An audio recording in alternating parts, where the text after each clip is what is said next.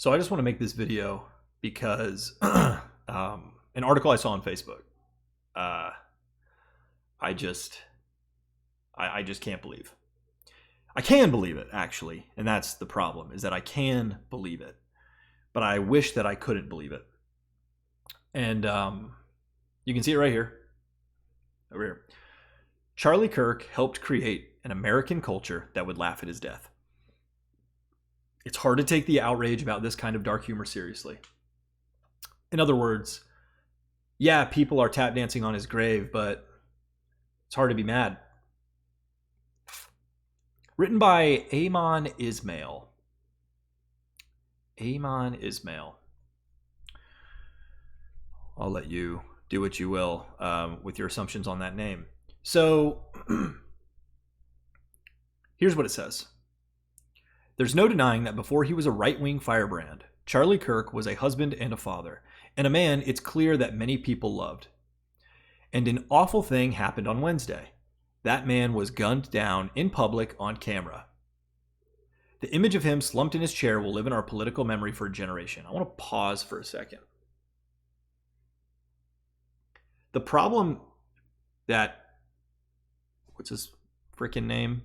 Amon Ismail has seems to be the publicity of it.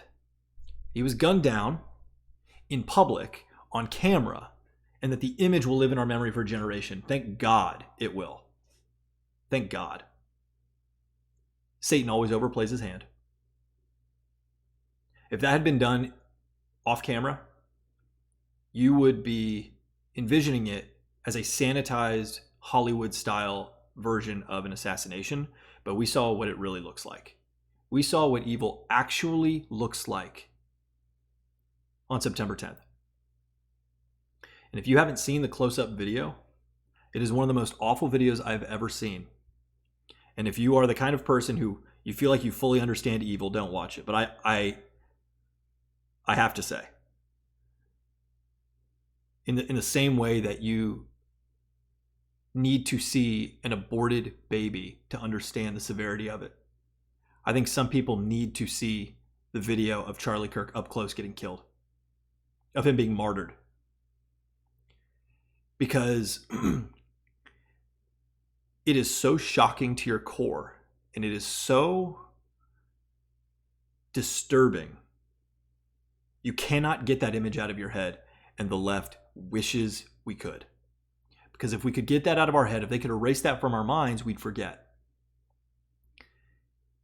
And I'm just going to say, I honestly think this is this generation's 9/11. I really do. And I'm not comparing it to the scale of casualties. I'm comparing it to the scale of impact culturally. The world seems to have stopped because Charlie Kirk was assassinated. And I don't know if it would have happened to anybody else. Even when Trump was almost assassinated, I mean, he was shot in the head, right? It hits his ear, which the left says is a conspiracy theory, but that's a topic for another time. They're idiots. But even then, it did not rattle people like this did. Charlie Kirk was not a politician. He had no authority over your life. He was not in any government position. He would go to college campuses and he would sit down and he would say, "Prove me wrong." And he would invite mockery and criticism and fruitful debate. And he got all three of those. The people who'd come up and they'd say, "Haha, you're ugly, you have weird teeth, and your face is too small for your head." He didn't yell and cuss those people out or tell them to leave, or he said, "Is that your question?" And when people had good points that he couldn't answer, he would admit it. He'd say, "Fair point. Fair point. I haven't thought about that." And that's the guy they killed. And I think even more impactful, maybe, is the word I'm looking for, than people seeing his murder is people seeing the reaction to his murder. Of course, on the right, there was no looting. We were not burning things down. There was no violent retaliation. There were prayer vigils, which the left tried to stop, by the way. There was celebration on the left, like extreme celebration. There were shirts made, cartoons, caricatures of him with blood spurting out of his neck that they're buying and gleefully wearing because they are absolute satanic demons. And I think what we've seen is that a certain portion of the United States, a large portion of the United States, is under demonic oppression or possession. I don't know which. Maybe maybe a combination of both, right? I cannot think of a single person that I would cheer for their death over. Not a single person. And I'm talking people that I believe are evil, evil, evil. When Ruth Bader Ginsburg died, what was Trump's response? I don't know if you remember. He was going to Air Force One. For some reason, Tiny Dancer was playing in the background of the video. I don't know why. I think maybe it was after a rally or something. And a reporter told him the news. And Trump said, I'm very sorry to hear that. He said, I didn't know that. I'm hearing that now. And you know what he said about Ruth Bader Ginsburg? That she lived a meaningful, kind of a legendary life. And he spoke kind words about her. And he probably disagreed with Ruth Bader Ginsburg on at least 80 to 90% of things, maybe more. Were conservatives celebrating when she died? I don't remember that. Now, that doesn't mean that people have to mourn. No. The left doesn't have to mourn Charlie Kirk. We don't care. It's the outward joy of somebody else's demise. And it's not just his demise. He was young. He had a family. He promoted nonviolence, despite what the left is going to try to say, and you'll see in this article. So, let's look at a few other portions here. Earlier this year, Democratic lawmakers were assassinated. I'd like to just pause on that for a minute. Yes, and that is horrible. And when it happened, we said it was horrible. People like Ben Shapiro, Michael Knowles, Charlie Kirk talked about that's bad. But we moved on. You know why? Because the mainstream media didn't grab it. So to all the leftists who are upset over why is Charlie Kirk's assassination such a big deal and these people's were not, look in the mirror. Why didn't the left mourn their own? It's a great question, and that is not a question for the right. Nobody was celebrating their death. We're not mad that the left isn't mourning Charlie Kirk. We're mad that the left is celebrating it. They're celebrating his death. A violent, gruesome death that he experienced in front of all of us.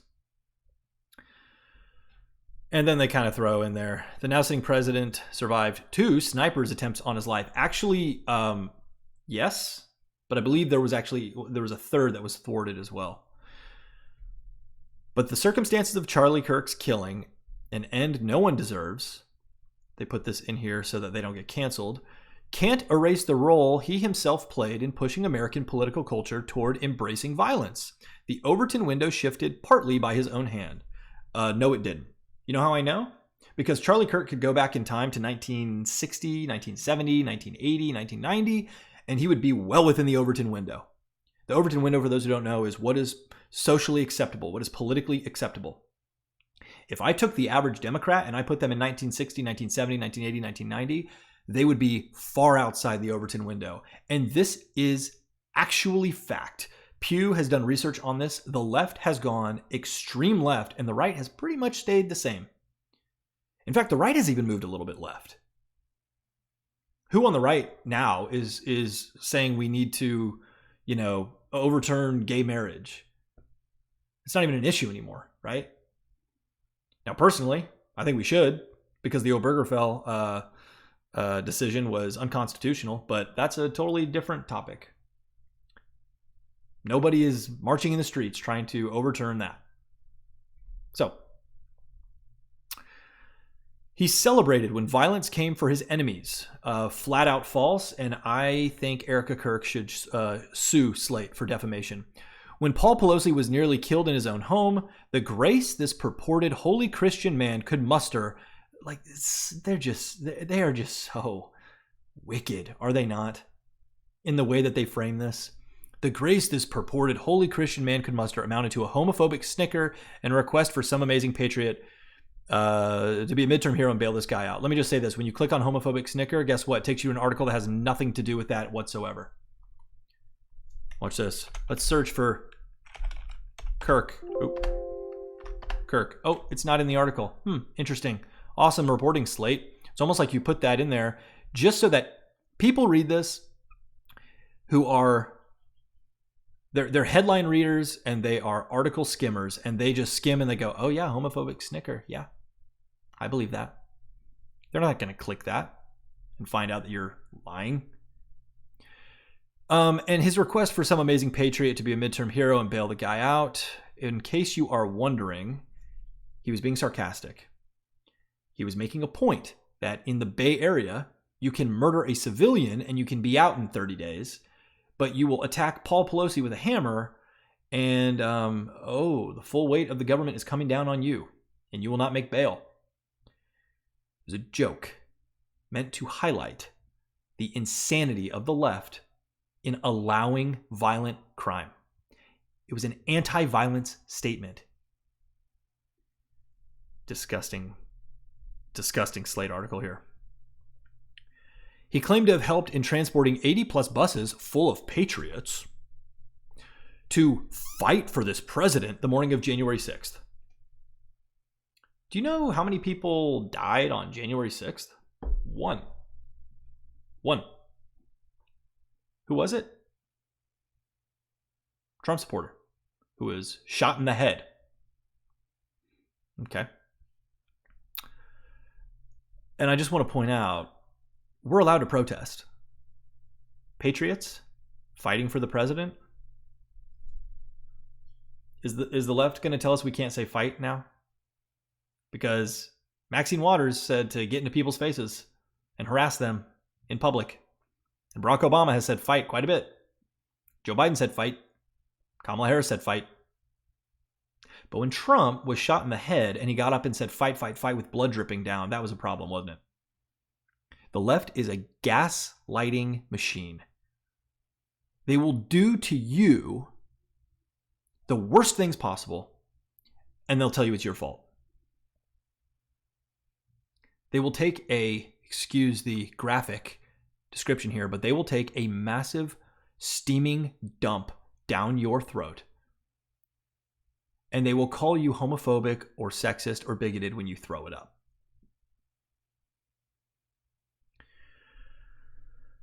Scrolling down here, Kirk also tried to shift the moral math on guns. He said out loud, oh, how dare he say it out loud, can't have that some gun deaths were necessary for preserving the Second Amendment.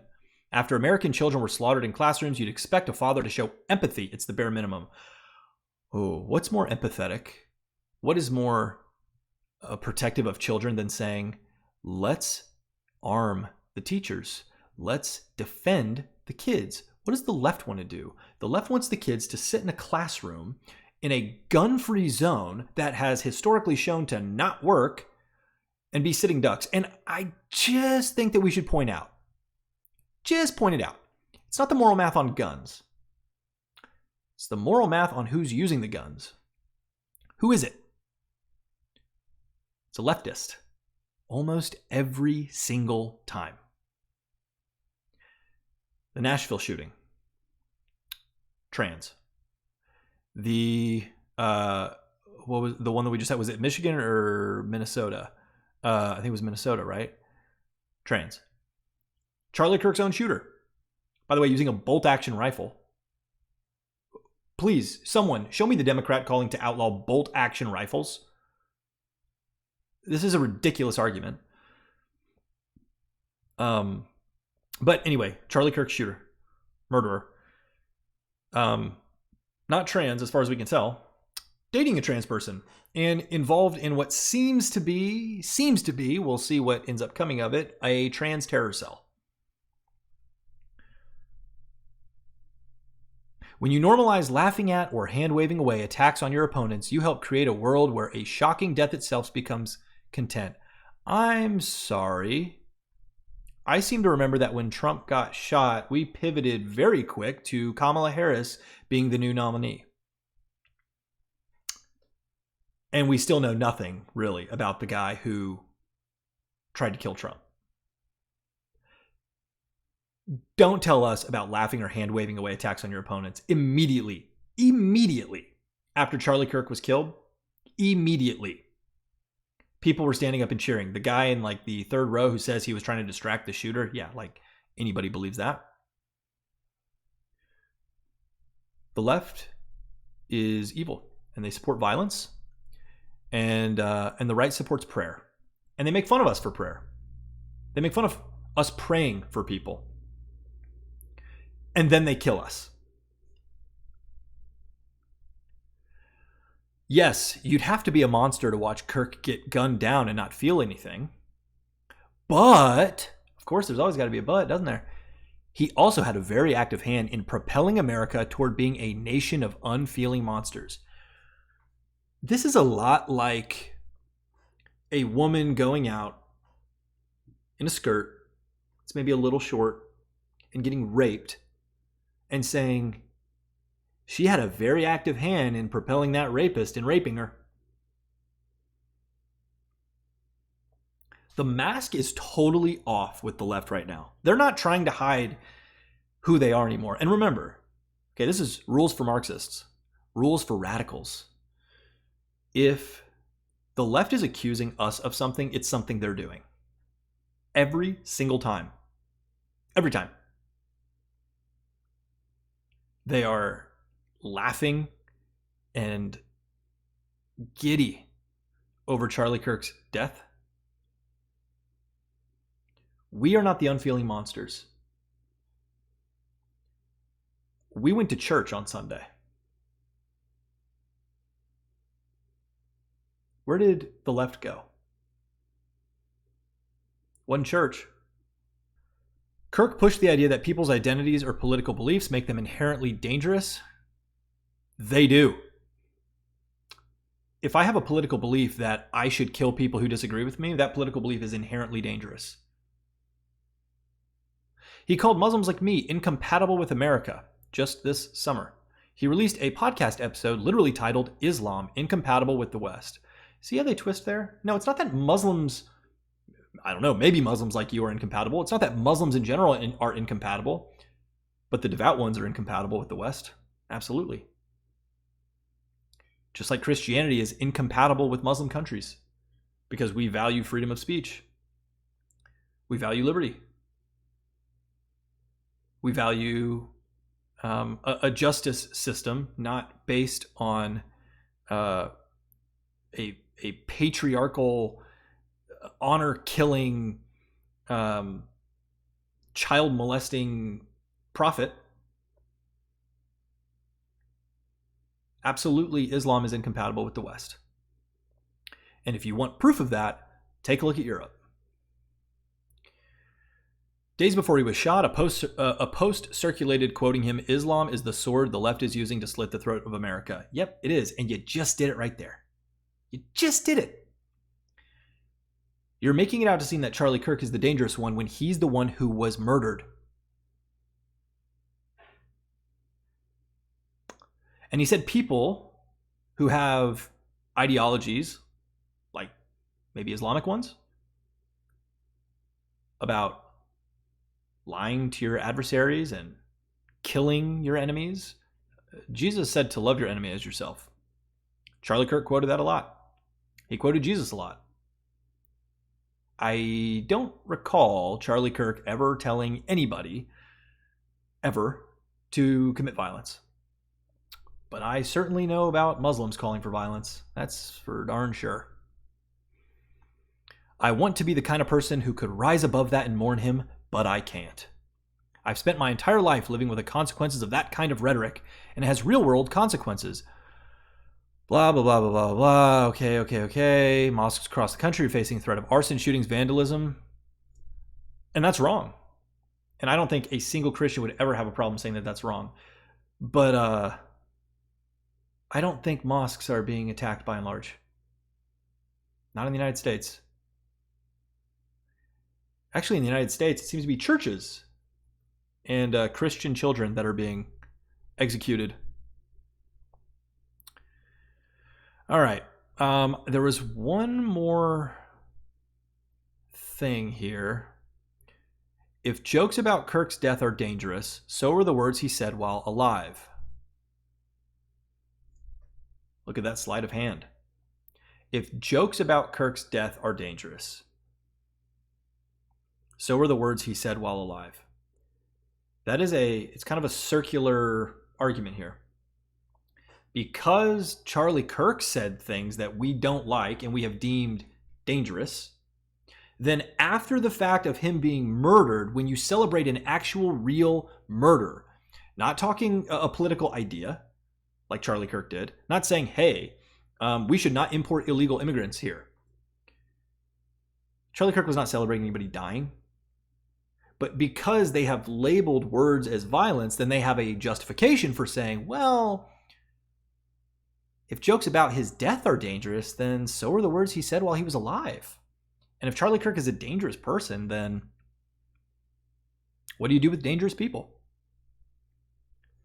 Kirk spent years defending policies that tore families apart, cheering on militarized crackdowns and vilifying entire communities. Oh, you mean like the left?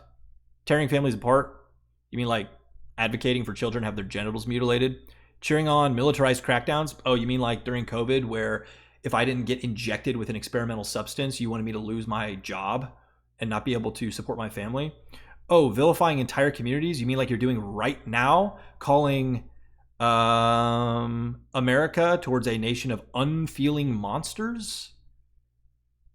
That conservatives are the ones who are the monsters here for having ideas that don't align with yours?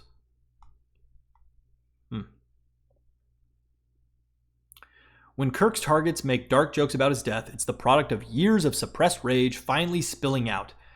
After watching families torn apart by the MAGA movement he championed, with the military deployed as a domestic police force in our backyards, and Trump threatening war against American cities, and a national Democratic Party that has proven toothless, it's understandable they carry a repressed fury. It's understandable. Now it's understandable. It went from, what did this person say at the very beginning? People on both sides of the spectrum agree his violent death is part of an unacceptable trend. But now, it's understandable that they create a repressed fury. Fury for what? Fury for what? Because we're enforcing existing laws? Because we don't want our cities to be so dangerous that people can't live there? I'm sorry, I seem to remember a woman just a few days ago being stabbed to death on a subway train. We don't want that. And if those cities aren't going to clean it up, then Trump says he's going to clean it up for them. And when a figure who personified that cruelty, what they're doing is they are saying he is no longer a human being. He's no longer a husband and a father. He himself has embodied evil and cruelty. All the things they said about him, it's not that he does those things. It's that he is the entity. He is the essence of that thing. When a figure who personified that cruelty dies violently, that rage leaks out as internet memes. Oh, it's just internet memes. It doesn't make it right, but it does make those reactions legible.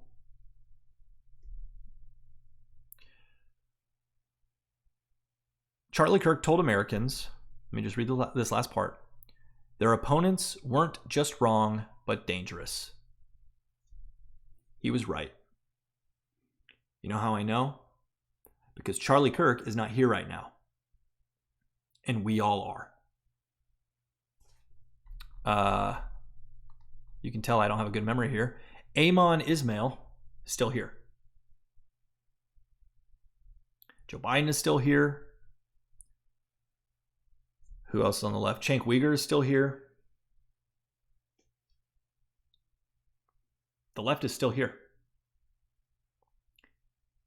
The threshold for their speech to be considered unacceptable is so extremely high. They can say whatever they want. But if you said anything during COVID that disagreed with the status quo, your account got banned for misinformation. And up until recently, if you said anything disagreeing with the trans stuff, you lose your job. Guess what? The shoe is now on the other foot. We have the power. We have the cultural momentum. And thankfully, we're not violent. But we do love justice. And we will petition our government and our institutions to employ that justice to the fullest extent. And that includes you losing your job for celebrating the murder of Charlie Kirk. And you can post videos of you crying all you want. I am through the mourning stage of Charlie Kirk. And I'm in the anger stage. And I know a lot of people are getting there too. And we want justice. We want answers. And we want accountability for the people who are in this country who are cheering on his murder. Now, if I can, I want to show a quick clip from the Steve Deace show. If you don't know who that is, he's a contributor on The Blaze. This is just a little video that he's got as part of his podcast a few days ago. They do a segment called Bleep Lord Nefarious Says, and I won't get into the background of why it's called that, but basically it's just, these are demonic things in our culture that people are saying. And basically what this is just a bunch of leftists celebrating the death of Charlie Kirk, and I think it's important for us to watch.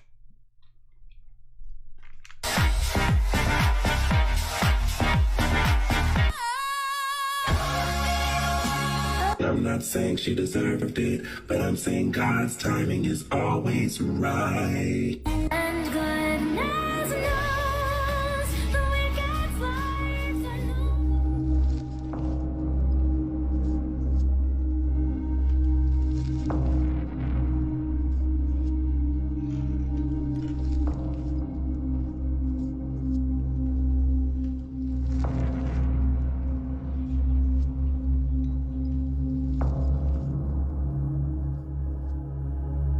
Charlie Kirk is a divisive figure, polarizing, lightning rod, whatever term you want to use. I know it's hard to predict the future, Mark, but you can imagine the administration using this as a justification for something. That we don't know if this was the supporters shooting their gun off in celebration. He's been one of the most divisive, especially... Let me pause it for a second. They're in freaking denial, or they're just flat out liars. It might be a combination of both. I don't know. Really? A supporter shooting their gun off? Like we're all standing around like Yosemite Sam shooting guns. These people, you're not angry enough. Advice of younger figures in this who is constantly sort of pushing this sort of hate speech or sort of aimed at certain groups. And I always go back to hateful thoughts lead to hateful words, which then lead to hateful actions.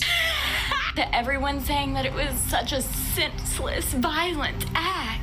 I want you to remind yourself that it was God's plan.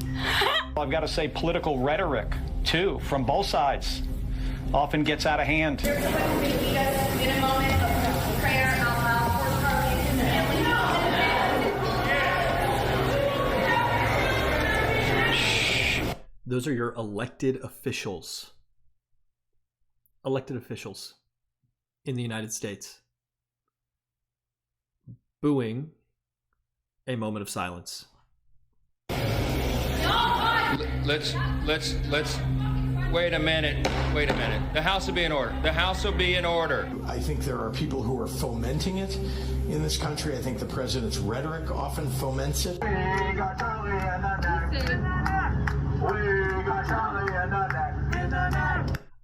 I don't know. Genuinely, I do not know how we share a country with this. I don't know. I don't think we can.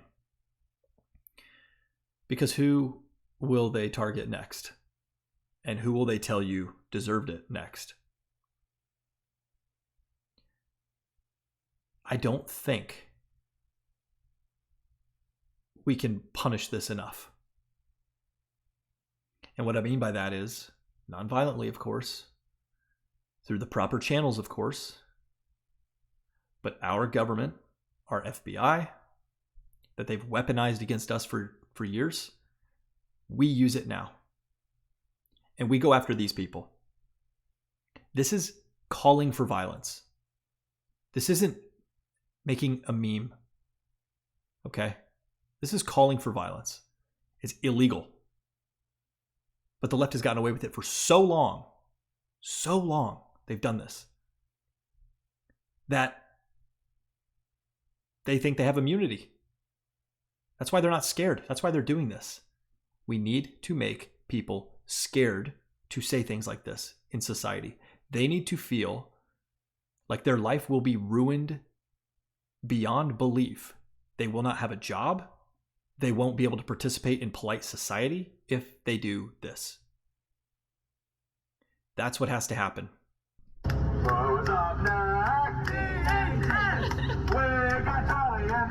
Speaking of this tragedy, is this a moment for your party to reflect on political violence? Is it a moment for us to think about the responsibility of our political leaders and their voices and what it does to the masses as they get lost in misinformation or disinformation that turns in and spills into political violence? And I think, you know, there are a lot of people who are out there talking about him just wanting to have a civil debate. Complete rewriting of history. Yeah, there is nothing more effed up, you know, like than to completely pretend that, you know, his words and actions have not been recorded. There's nothing more effed up than that, apparently. Not even the public murder of him, apparently. About war. That there's a war targeting conservatives. Yeah. Look, it's that is incredibly dangerous. I am really, really disappointed. It's dangerous to say that there's a war against conservatives. I think we've seen enough. My point with this video, ultimately, is to encourage you to start speaking up. Don't tolerate this anymore. Because if you do, Charlie Kirk will not be the last martyr. It will continue. They will continue killing us. We need to do everything within our legal power, every single thing short of sin, we need to do to stop these people. All right, that's it for this video. See you next time.